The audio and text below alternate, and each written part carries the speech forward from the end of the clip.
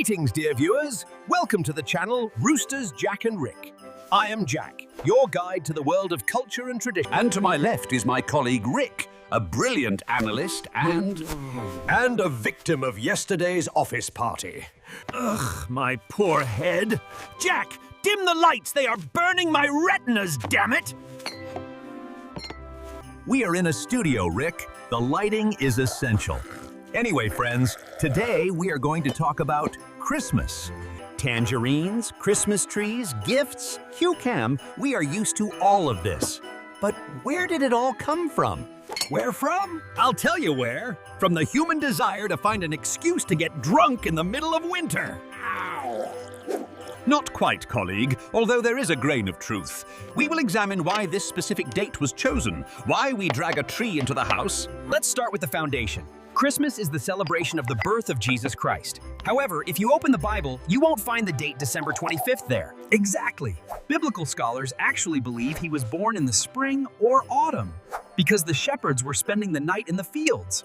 Who would spend the night in a field in Judea in December? It's freezing!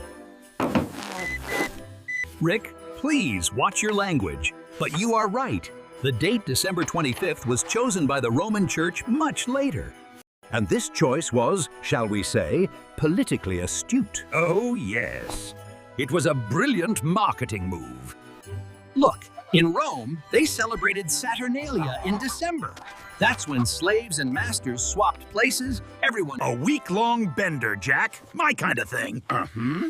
And immediately after Saturnalia, on December 25th, they celebrated the birthday of the unconquered sun, Sol Invictus. This is the day of the winter solstice, and the church goes, the people don't want to give up this booze fest. Fine, we can't beat them, so we'll lead them. And they just slapped a Birth of Christ label on the biggest pagan party of the year. Slick! They replaced the worship of the physical sun with the worship of Christ as the spiritual light of the world. Now about the tree. Many think this is paganism too, but it's more complicated. The tradition comes from medieval Germany. Oh, the Germans know a thing or two about strange things.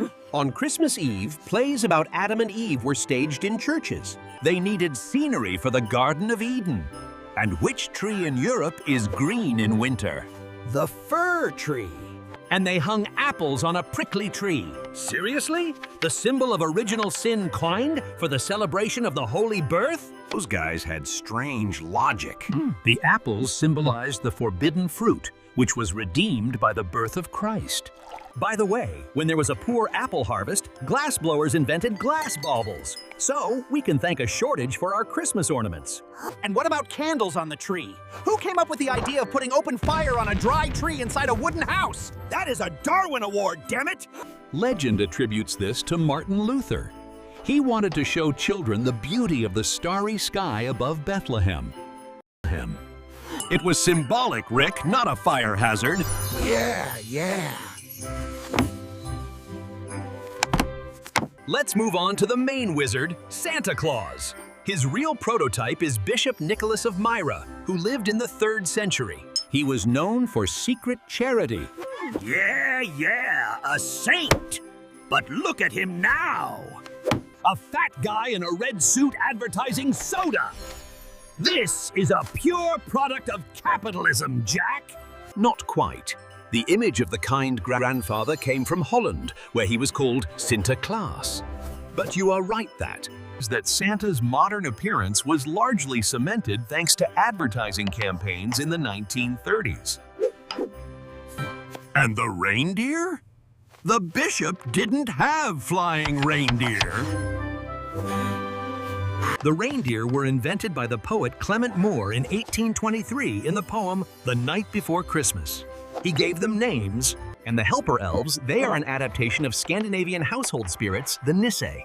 Everything got mixed together in this cultural melting pot. So that's the story. From Roman festivities and a bishop from Turkey to a global celebration.